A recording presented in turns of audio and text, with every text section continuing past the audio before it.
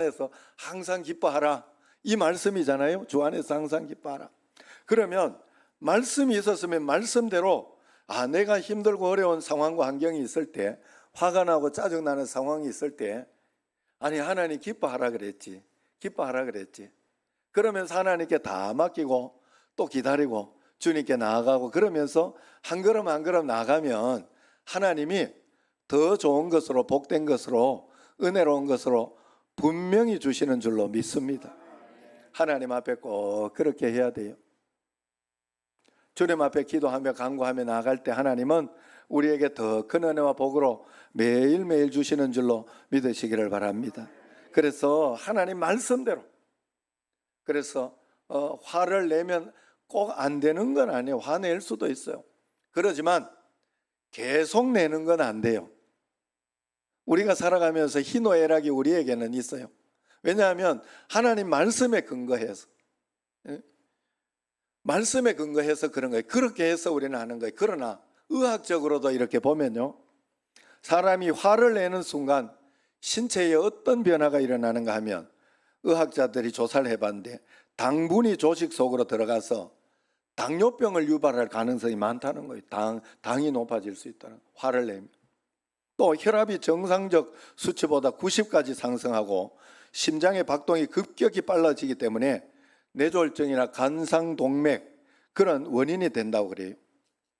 근육이 긴장되고 팽창하기 때문에 원인 모를 근육질환이나 어떤 그런 것들이 생길 수 있다는 거. 얼굴을 찡그리면 또 위장이 수축되어서 소화기관이 산성화되고 또 위장 발작 증세 내지는 만성 위장 질환을 가져올 수 있다는 겁니다.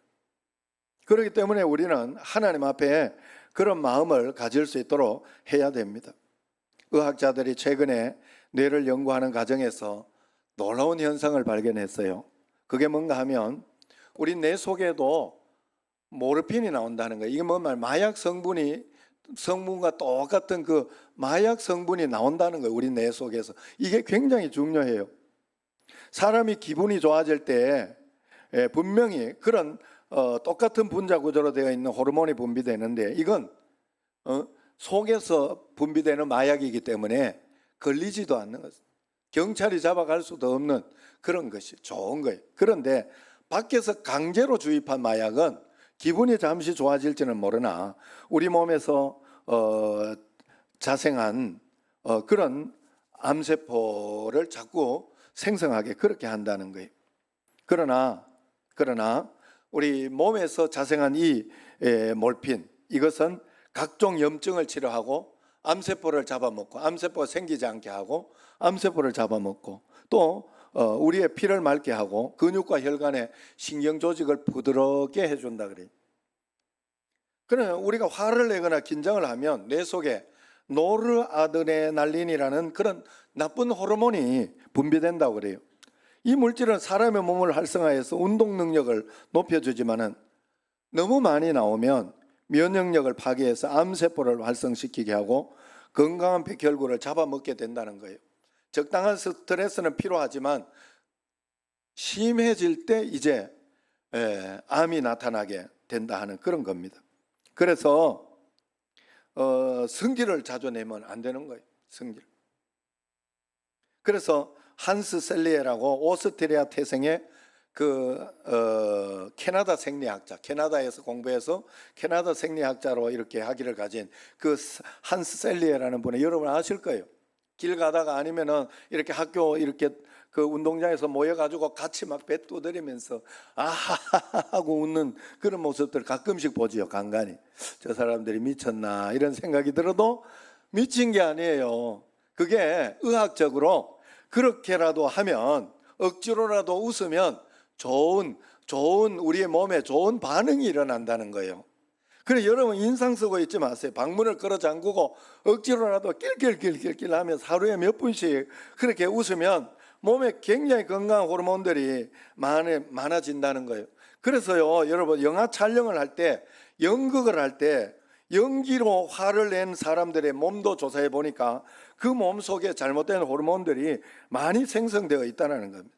연기로라도 거짓말이라도 화를 내거나 짜증 내거나 아니면은 스트레스를 받지 말라는 거예요. 웃으면서 이렇게 하면 긴장과 근육을 다 풀어줄 뿐만 아니라 오장육부에 활력을 넣어준다 그러는 거예요. 옆 사람과 한번 인사하겠습니다. 안녕하십니까? 하하하하 하고 한번 인사. 안녕하십니까? 하하하하 하하하하 하하. 예. 억지로라도 하하 해야 돼요. 억지로. 정말이에요, 여러분. 억지로라도 여러분 그렇게 할 때 되는 거예요. 애기들이 엄마들이 기뻐하면서 젖을 먹이면 아이들이 건강해진다고 그래요.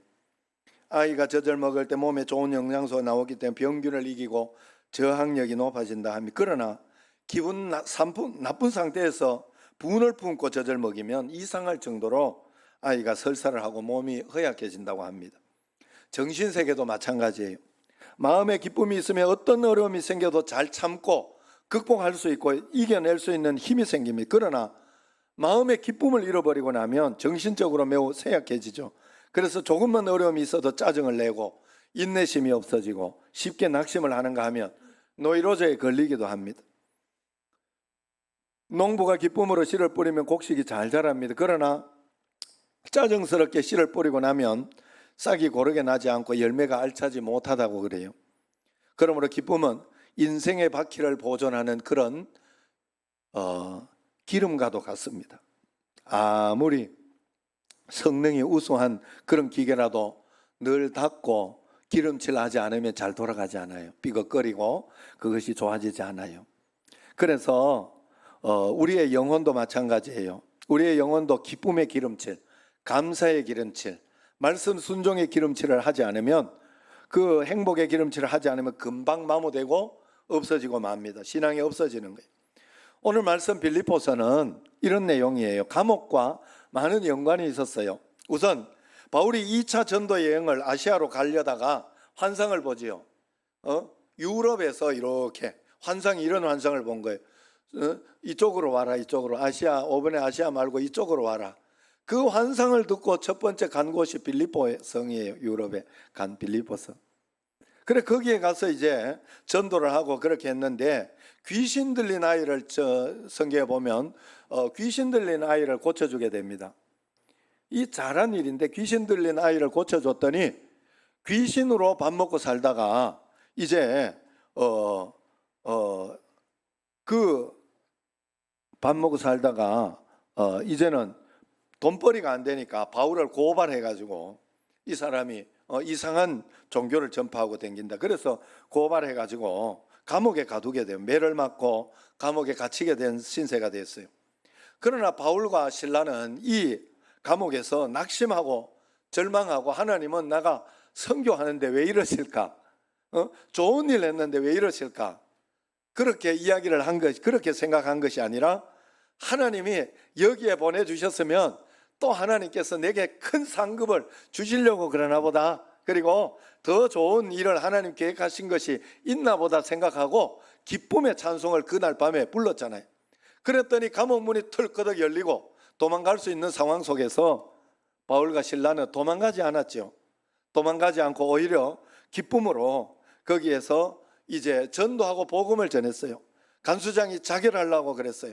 자결하려고 그랬는데, 그때 여러분 성경을 보면 어떨 때는 도망가지 않아야 될 때가 있고 어떨 때는 도망가야 할 때가 있어요. 베드로는 옥문이 열렸을 때 도망가려고 간 것이 아니라 자기도 모르게 환상 중에 이게 비몽사몽간에 도망을 가게 됐어요. 결국 그것 때문에 베드로를 지키지 못했던 간수들은 그 다음에 사형을 당했다고 성경에 나옵니다. 분명히 나옵니다. 그 이야기가. 그런데 사도 바울은 이때 가지 못해요. 왜냐하면 빌립보 성에서 감옥에 갇혔지만 하나님께서 빌립보 교회를 세우고자 하는 마음이 있었죠. 그래서 간수장과 그 온 가족이 예수님을 믿게 돼요. 그래서 성경의 유명한 이야기 16장 9절 사도행전 만나면 찾지 마세요. 이런 말씀이 있어요. 주 예수를 믿어라, 그리하면 너와 내 집이 구원을 받으리라 하는 이 말씀, 유명한 말씀이 있어요. 이 말씀이 이루어지는 성취되는 역사가 거기에서 일어나. 그리고 빌립보 교회가 생겼어요. 그래 빌립보 서신은 어떻게 쓰여졌는가 하면, 이 서신은 어떻게 쓰여졌는가 하면, 사도 바울이 이제 재판을 받기 위해서 로마로 압송됩니다. 로마 복음화를 위해서 일부러 압송되어서 감옥에 끌려서 가는 거예요. 로마 복음화 시키려고. 하나님 앞에 그런 말씀을 받은 거죠. 감옥도 그래서 일부러 가는 것도 있단 말이에요. 그랬는데 거기에서 이제 로마 감옥에 갇힌 바울에게 이제 빌립보 교회는 헌금을 모아서 보내주고, 그러면서 그곳에서 이제 전달하고, 헌금을 전달하고, 바울 곁에서 시중도 들게 해서 에바브로디도를. 그랬는데 이제 시중을 들다가 에바브로디도가 그만 병이 난 거예요. 큰 중병이 든 거예요.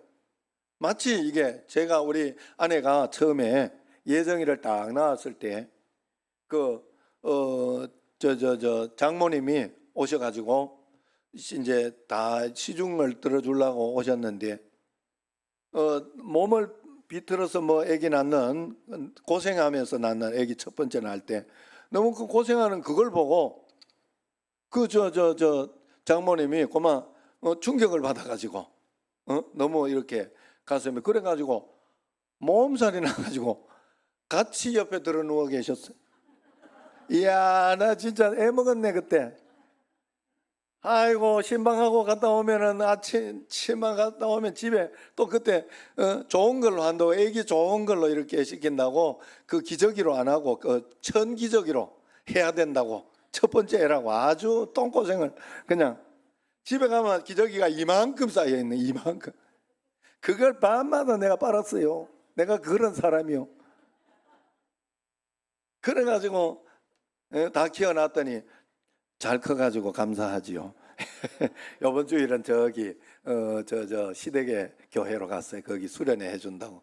그래서 반주도 해주고, 뭐 지금 반주자나 이런 사람들이 없답니다. 그래가지고 반주도 해주고, 앞에 찬양 인도하고, 뭐 사위는 그걸 해주고, 그리고 수련회 인도해주러 갔어요. 그래서 다음 주에는 우리 교회로 오기로 했습니다. 그래서 어쨌든 그렇게 해가지고 이랬는데, 에바브로디도 그러니까 거기에서부터 이제 빌립보 교회 이야기하고 전체 이야기 해가지고 기도를 한 거예요. 안 나오면 또 그것도 그럴 텐데 나와버렸어요. 에바브로디도가 깨끗이 나왔습니다. 그래가지고 그걸 기쁨으로, 그러면서 빌립보 교회에 대한 이야기들을 듣잖아요. 여러 가지 들어가지고 그 에바브로디도를 통해서 편지를 빌립보로 이제 보냅니다. 이 서신이 바로 빌립보서입니다. 보내준 선물 고맙다, 물질도 고맙다, 감사하다. 그러면서 빌립보 교회가 지금 직면한 교회 문제들에 대해서 복음적 대답을 해주고 있습니다. 그런데 그 중심에 흐르는 내용이 바로 기뻐하라, 기뻐하라. 너희들은 이런 상황이 있어도 기뻐해라. 싸우지 말, 싸울 때가 아니다. 왜냐하면 곧 있으면 이제 영적으로 말이에요, 그 로마의 대핍박, 굉장한 핍박과 어떤 그런 것들, 빌립보 교회도 굉장한 핍박과 어려움이 이제 있을 것인데, 그걸 생각하지 않고 이렇게 너희들이 하면 안 된다라고 이야기를 한 거예요. 그래서 기뻐하라, 이 말씀을 가르쳐줘요. 빌립보서는 4장밖에 안 됩니다. 104절로 전체 104절로 구성된 짧은 서신인데, 이 장 안에 기쁨이라는 말이 20번 이상 나와요. 우리가 노래 부를 때 소위 후렴구라고 있잖아요. 그 노래에서 가장 중요한 메시지로 계속 반복해서 부르는 부분이 빌립보서에서는 기뻐하라, 기뻐하라 하는 거죠. 그러면 빌립보서 사도 바울이 이야기했던 기쁨은 어떤 기쁨이었느냐? 한국교회의 기쁨은요, 기도해서 내가 뜻하는 대로 되었을 때 기뻐하는 그런 기쁨이 많아요. 한국교회는 아직도 종교적이고 굉장히 육신적인 그런 기쁨이에요. 세상적인, 쾌락까지는 아니더라도 쾌락적인 비슷한 기쁨이에요. 그러나 빌립보서에서 이야기한 기쁨은 그 기쁨이 아닙니다. 빌립보서 이야기하는 기쁨은 예수 안에서 예수 믿고 받는 복의 기쁨을 이야기합니다. 환경과 상관없이, 환경에 문제 없이 기뻐하라는 거예요. 그래서 여기서 기쁨이라는 헬라어는 카라라는 단어죠. 카라. 한번 따라, 카라. 요거 같이 한번 읽어봅시다. 세상엔 여전히 모순이 존재하고 악이 존재하고 고통이 남아있지만 구세주가 오신다는 기대에서 오는 기쁨이 있다. 이 기쁨을, 이 종말론적인 기쁨, 저 상급을 바라보며 기뻐하는 기쁨, 하나님이 지금 나와 함께 계시다는 기쁨, 주님이 함께 계시면 가장 좋은 것으로, 복된 것으로 인도해 주신다 하는 그런 기쁨, 그리 아니하실지라도 하나님이 함께 계셔서 가장 좋은 것으로 주신다 하는 그런 기쁨이 있었다는 거예요. 그래서 빌립보서가 보여주는 사도 바울은 도무지 기뻐할 수 없는 상황에서 기뻐하는 사람입니다. 상황과 환경을 뛰어넘어 기뻐할 줄 아는 사람입니다. 그래서 바울은 이런 고통 중에서도 내가 기뻐하니 너희도 기뻐하라고 말해줍니다. 마찬가지로 우리가 예수님을 믿고서도 경제적인 어려움을 겪을 수 있어요. 때로 질병으로 고생하고 사랑하는 사람을 잃을 수도 있습니다. 억울하게 오해받고 실직으로 온 가족이 고난을 당할 수 있습니다. 코로나 걸릴 수도 있다는 말입니다. 그러나 그럼에도 불구하고 우리는 예수 안에서 기쁨을 빼앗기지 말아야 된다 하는 거예요. 그것이 바로 본문에서 말하는 기쁨입니다. 그래서 본문을 보면 기뻐하라는 말 앞에 항상 주 안에서 항상 기뻐하라. 주 안에서 기뻐하라. 모든 상황 속에서 감사해라. 쉬지 말고 무엇이든지 기도로 해라.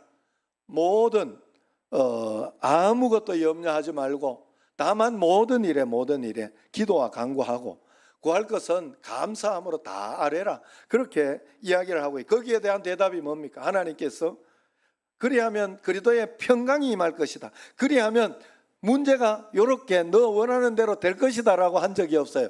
그리도의 평강이 임할 것이다. 여러분, 내게 그리도의 평강이 임했으면 응답이 된 거예요. 우리 예수 믿는 건 그런 거예요, 여러분. 그러면 어떤 상황과 환경 속에서 이겨내고 극복하고 승리할 수 있어요. 그거 믿고 가는 게 바로 예수님 믿는 거예요. 여러분, 그리도의 평강이 임해야 돼요. 그래서 하나님 앞에 모든 것을 맡기고 나아가는 거. 빌립보를 당시 바울은 착한 일을 했다가 감옥에 갇힌 거예요. 이것은 땅을 치고 분통을 터릴 만한 그런 일입니다. 하나님 정말 살아계시냐고 불평하고 원망할 일이에요. 그러나 바울은 땅을 치고 통곡하라, 좀 울어라, 그런 이야기 하지 않았어요. 기뻐하라고 이야기하고 있습니다. 빌립보 교회 교인들이 무서운 핍박에 직면하고 있습니다.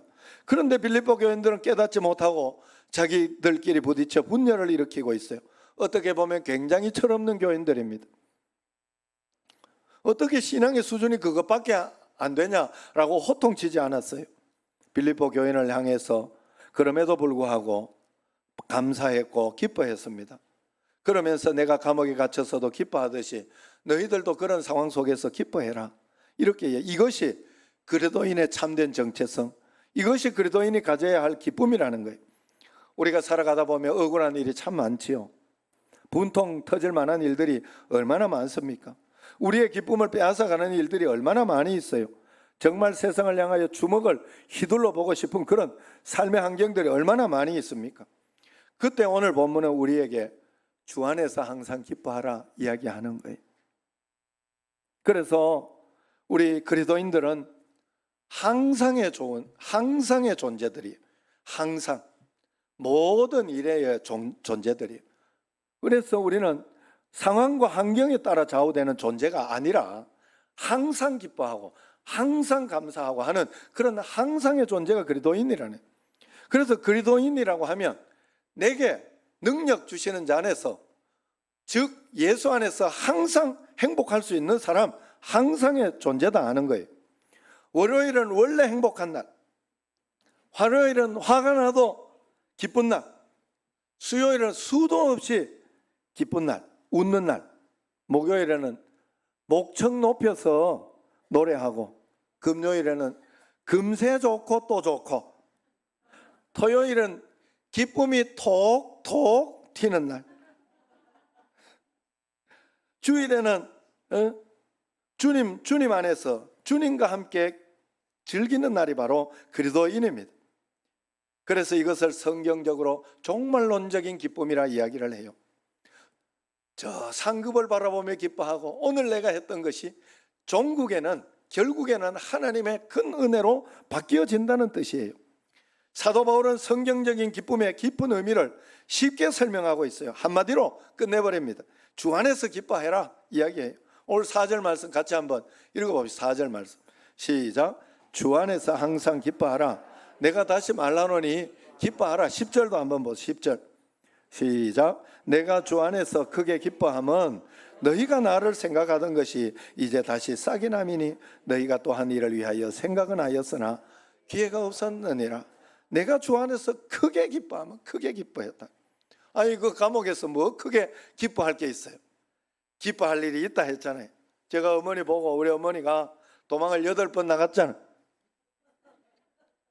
웃을 일은 아니에요. 사실은 죽지 못해 나갔어요. 죽지 못해. 여기서 죽을 것 같았어요. 그래 나갔는데 도망갔을 때 저도 이렇게 내가 컸을 때까지 아버지 속을 썩이니까 그래 컸을 때 이렇게 보니까 내가 어디 갔다 오는데 어머니가 집에 있으면서 거기 있으면서 눈물을 흘리면서 기뻐하는 거예요. 다 알죠. 한 100번을 한 것 같아요. 뭐 받은 복을 세어보아라. 받은 아니 도망 나와 있는 사람이 지금 밖에 도망 나와 있는 사람 뭔 받은 복이 있어.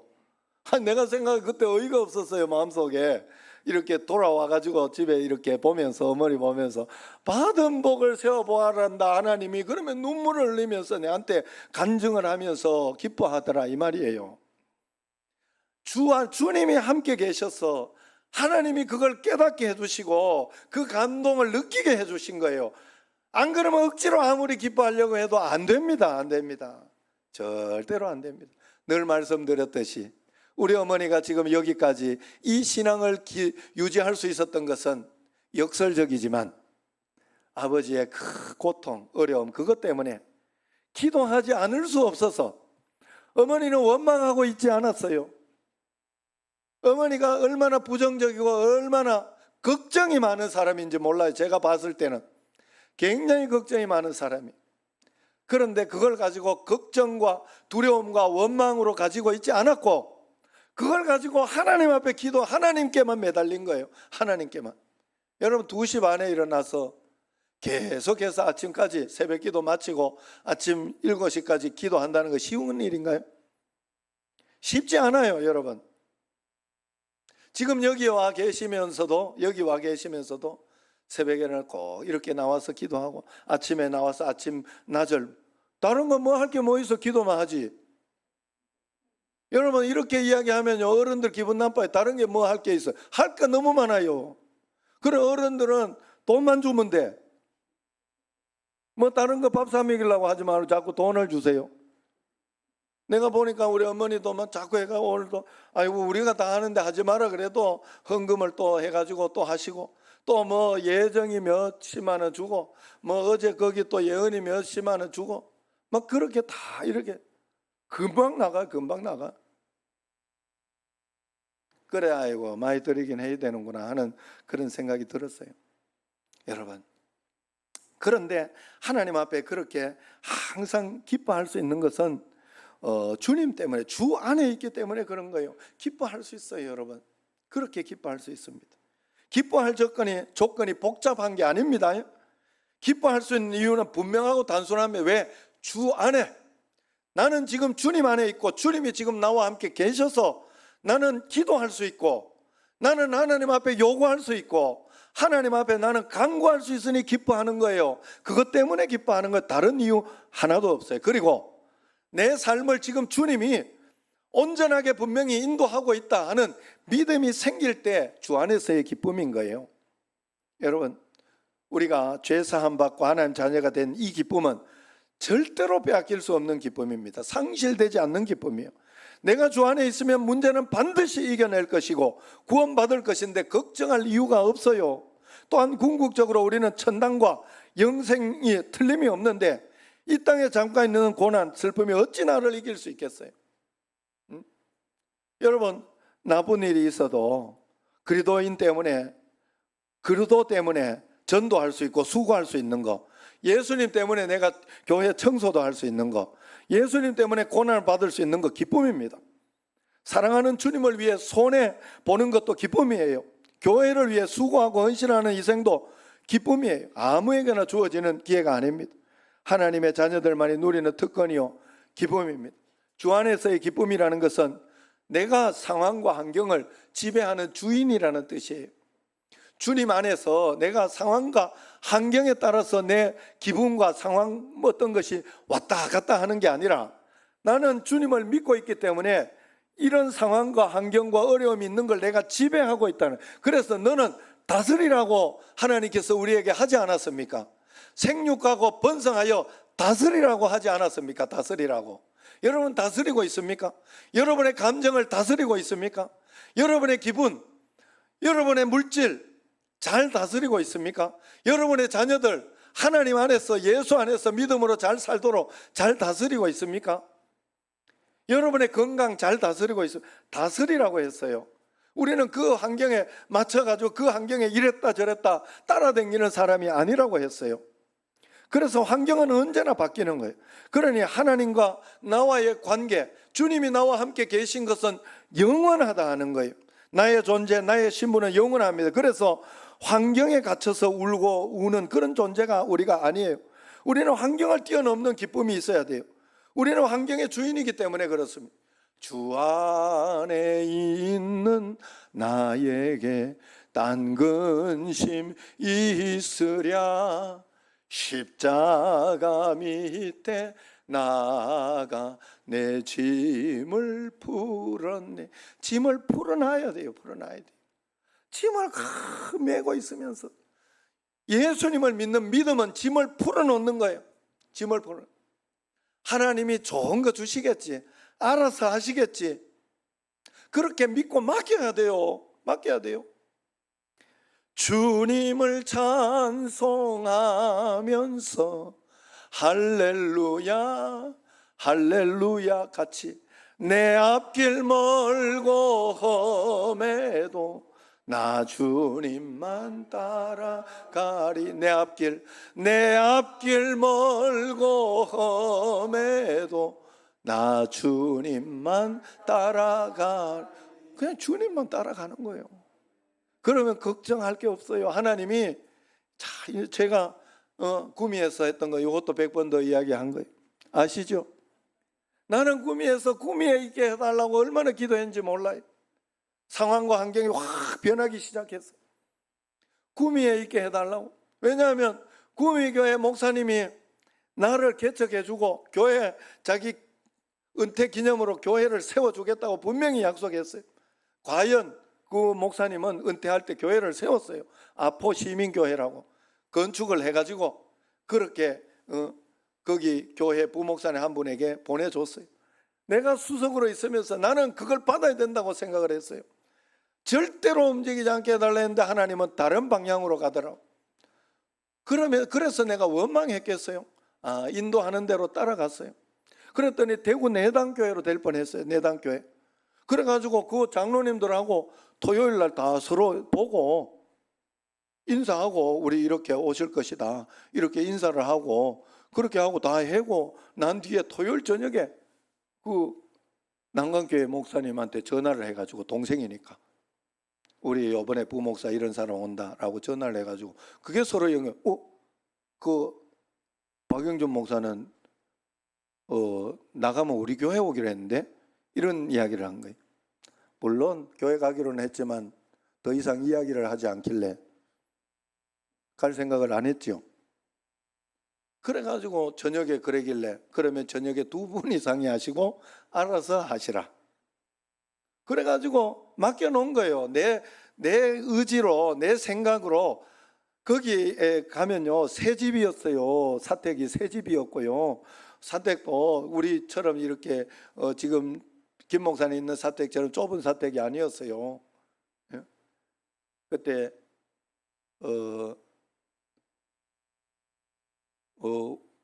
김 목사도 좁은 사택은 아니요. 지금 생각해 보니까 방이 2개라서 그랬지. 그래, 그 사택에 이렇게 갔는데 거기에 막 새로 지나가지고 그 1층은 30몇 평, 2층은 20몇 평, 30몇 평을 네가 써라 이러더라고. 내가 그때 아마 기분이 좋았어요. 대구 가고 이렇게 그랬는데 사례비도 훨씬 많았어요. 그때 이야기를 해주더라고, 사례. 그러나 하나님께서 난강교회로 보내. 억울하다 원망하지 않았잖아요. 그런데 어땠어요? 그래가지고 여기 청신제일교회까지 온 거 아니에요. 제가 제일 좋은 거 주신 거, 하나님이 제일 좋은 거 주신 거. 예? 안 그러면 지금 우리 애들이 서울말을 어떻게 쓰겠어요? 우리 어머니가 늘 이야기하는 서울말 써서 좋다, 잘 됐다. 대구 촌놈들은요, 이 말이 안 바뀌어, 말이. 아우, 바꿔보려고. 윤석원 장로님 바꿔줘요? 안 돼요, 안 돼. 이상학 지사님 보면 알잖아요. 안 바뀌어. 절대로 안 바뀌어요. 서울말 그랬으래요? 이러고 말 하는데 꼭 그게 꼭 어디 저거 경상도 사람이다 이런 생각이 딱 들 정도로. 내가 가장 힘들고 어려워서 기도를 많이 했는데 다른 쪽으로 응답되어서 우리는 보통 그럴 때 어떻게 생각하는가 하면, 그럴 때 아이고 하나님 기도해도 안 들어주네라고 생각을 해요. 착각입니다. 들어준 거예요. 그게 더 기도해야 돼요. 더 매달려야 돼요. 그냥 하나님께 다 맡기고 따라가면 돼요. 내 앞길 멀고 험해도 나 주님만 따라가면 되는 줄로 믿습니다. 그래서 오늘 13절을 보세요. 기쁨의 본질을 설명합니다. 13절 같이 읽습니다. 내게 능력 주시는 자 안에서 내가 모든 것을 할 수 있느니라. 어디서 이런 배짱이 나와요? 내게 능력 주시는 자를 정말 믿고 있었기 때문에, 그 안에 있었기 때문에 자신감 있던 삶을 살 수 있었던 겁니다. 우리 성도들이 신앙생활 하는 가운데 가장 당황해하고 잘 해결하지 못하는 문제가 바로 이 문제입니다. 예수님을 믿으면 만사형통한다고 생각하고 그 반대 현상에 부딪힐 때 너무나 쉽게 낙심해버리죠. 그러므로 성도는 이 질문에 대한 대답을 항상 가지고 있어야 됩니다. 내게 능력 주시는 자 안에 함께 있으니 결국 모든 것에 승리할 수 있다. 그 미국 속담에 시합 중에는 점수를 말하지 마라 하는 속담이 있어요. 또 요기 베라라는 야구 선수가 감독이 되면서 이런 이야기를 했어요. 끝날 때까지, 9회 말 투아웃 끝날 때까지 끝난 것이 아니다. 언제 어떻게 역전이 될지 인생은 모른다 하는 그런 뜻입니다. 그래서 여러분 직면한 상황들을 너무 조급하게 판단하지 마십시오. 하나님께서 길을 계속해서 열어주시기를 원하십니다. 하나님의 사람들은 순간적인 전투에서 실패할 수 있어요. 그러나 반드시 궁극적인 전쟁에서는 승리하게끔 다 되어 있었습니다. 그래서 예수님 믿으면 이기는 자, 승리하고 복받는 자가 예수님 믿는 사람이에요. 사도 바울은 인간적으로 볼 때 바울의 생애는 그렇게 행복한 사람이 아니었어요. 그는 굶주리고 헐벗고 병들고 매맞고 괴로워하는 인생이 많았습니다. 그러나 그에게는 풍성한 삶의 비결이 있었어요. 내게 능력 주시는 자 안에서. 엔 크리스토지요. 바울 신학의 정점입니다. 예수 안에 있음을 믿는 자는 다 가진 자입니다. 이것이 기쁨의 근원입니다. 여러분, 그래서 우리는 온도 조절기와 같은 신앙을 가져야 돼요. 온도계와 같은 신앙이 있고 온도 조절기 같은 신앙이 있어요.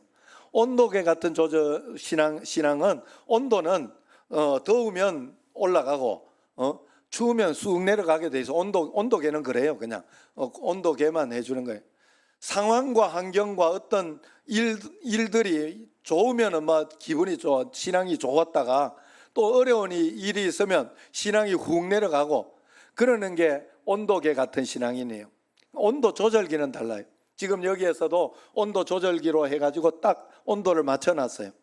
그래서 여기에서 계속해서 더우면 시원하게 해가지고 온도를 맞춰줍니다. 또 날씨가 추우면 따뜻한 바람 난방으로 켜잖아요. 그러면 그 온도에 맞춰놓으면 난방으로 해가지고 온도에 맞춰지는 거예요. 계속해서 난방을 틀고 해가지고.